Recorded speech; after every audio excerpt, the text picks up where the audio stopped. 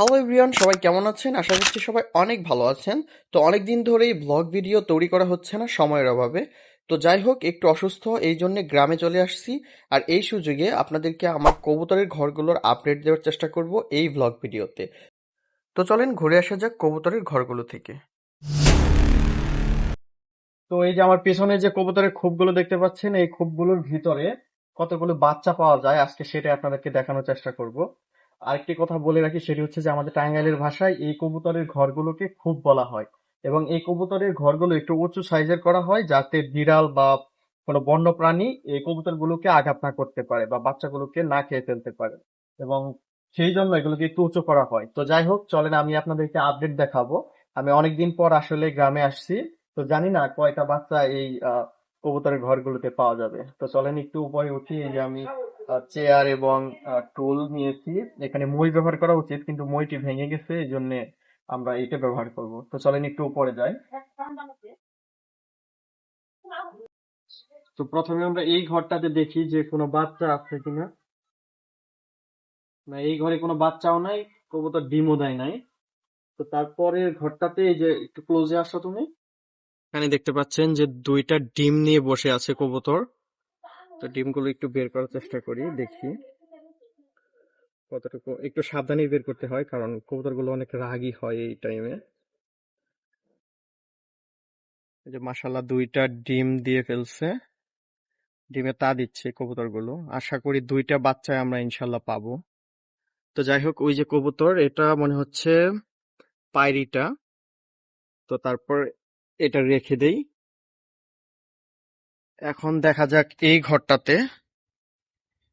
ঘরটাতে কোনো ডিম বাচ্চা কিচ্ছু দেখা যাচ্ছে না। এইটাও মিস, তার মানে এটাতেও ডিম বাচ্চা কিছু এখনো দেয় নেই। এবং তারপরের ঘরটাতে যদি আমি একটু দেখাই আপনাদেরকে, তাহলে দেখি কি আছে এই ঘরে। ওই যে দেখতে পাচ্ছেন, আশা করি যে দুইটি বাচ্চা, মাশাআল্লাহ। তো দুইটি বাচ্চা আমি একটু বের করি। ও, ওখানে মা কবুতরটা আছে, এই জন্য বের করতে দিচ্ছে না। আগে মা কবুতরটাকে বের করে নিয়ে আসি।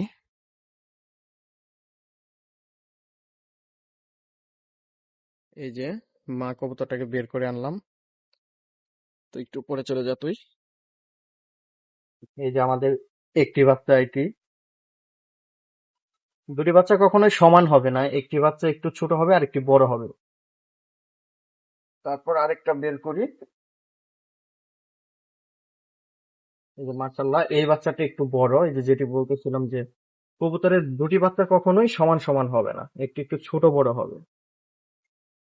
তো যাই হোক, এখন রেখে দেই বাচ্চা দুটো। যাই হোক, ওই খোপটাতে দেখার পর এখন আমরা এই কবুতরের ঘরগুলোতে দেখবো যে বাচ্চা পাওয়া যায় কিনা।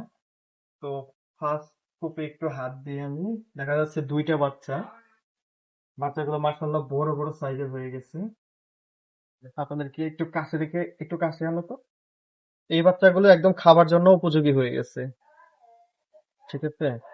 এবং আরেকটা বাচ্চা আছে, একটু ওয়েট, আমি দেখাচ্ছি।